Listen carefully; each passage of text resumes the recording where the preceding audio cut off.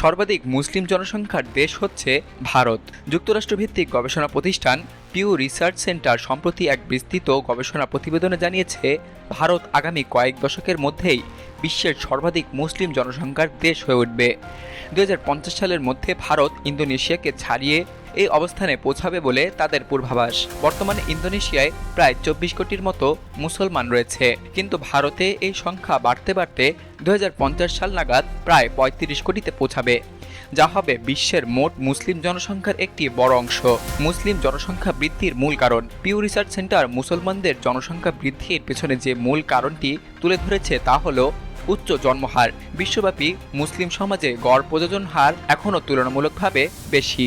মুসলিম পরিবারের সন্তান সংখ্যা এখনও অন্যান্য ধর্মের তুলনায় অনেক বেশি হয়ে থাকে, বিশেষ করে দক্ষিণ এশিয়া, মধ্যপ্রাচ্য এবং আফ্রিকার দেশগুলোতে।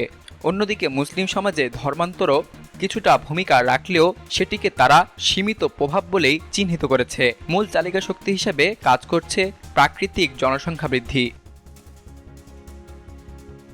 ভারতে মুসলমানদের সংখ্যা কিভাবে বাড়ছে? ভারতে 2010 সালে মুসলিম জনসংখ্যার অনুপাত ছিল 14.3%, যা 2020 সালে বেড়ে দাঁড়িয়েছে 15.2%।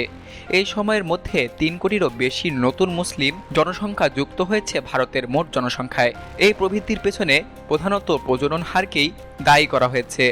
যদিও ভারতে মুসলমানদের জন্মহার সামগ্রিকভাবে কমছে, তবুও তা এখনও হিন্দুদের তুলনায় বেশি। গবেষণা বলছে, ভারতীয় মুসলিম পরিবারের গড় সন্তান সংখ্যা 2.6, যেখানে হিন্দু পরিবারে এই হার 2.1। এই ব্যবধান দীর্ঘ সময় ধরে বজায় থাকলে মুসলমানদের অনুপাত ক্রমাগত বেড়েই চলবে। হিন্দু জনসংখ্যার অনুপাতে স্থবিরতা। একই সময়ে ভারতের হিন্দু জনসংখ্যার অনুপাত 80% থেকে নেমে এসেছে 79%। এটি ছোট একটি পরিবর্তন মনে হলেও জনসংখ্যা বিশালতায় এর প্রভাব বিশ্লেষণ করলে তা যথেষ্ট তাৎপর্যপূর্ণ।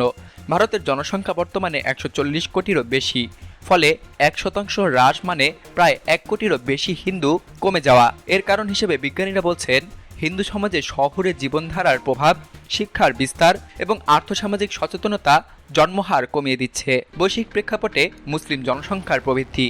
পিউ রিসার্চের তথ্য অনুযায়ী 2010 সাল থেকে 2020 সালের মধ্যে বিশ্বে মুসলিম জনসংখ্যা বেড়েছে প্রায় 38.70 কোটি, যা অন্য সব ধর্মের চেয়ে বেশি হারে বৃদ্ধি। 2010 সালে বিশ্ব জনসংখ্যার 23.9% ছিল মুসলিম, যা 2020 সালে বেড়ে দাঁড়িয়েছে 25.6%। একই গতিতে চললে 2050 সালের মধ্যে বিশ্ব মুসলিম জনসংখ্যা 280 কোটিতে পৌঁছাতে পারবে। এই বৃদ্ধি মূলত এশিয়া এবং আফ্রিকা মহাদেশে সবথেকে বেশি।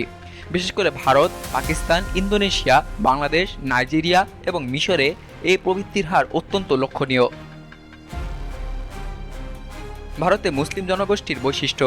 ভারতের মুসলিম জনগোষ্ঠী সাংস্কৃতিক, ভাষাগত এবং আঞ্চলিকভাবে বৈচিত্র্যময়।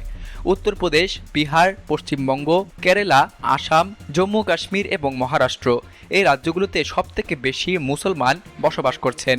মুসলমানদের মধ্যে শিক্ষার হার বাড়লেও এখনও পিছিয়ে রয়েছে আর্থিক উন্নয়ন এবং রাজনৈতিক প্রতিনিধিত্ব।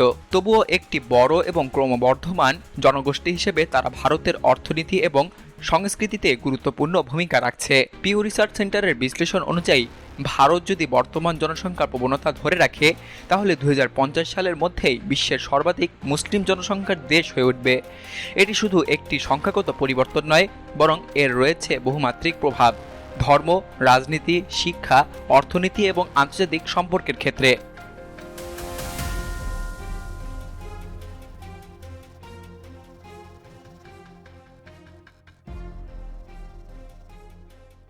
বিলিয়ানুর, নিউজ ডেস্ক, বাংলাদেশ কণ্ঠ, ঢাকা।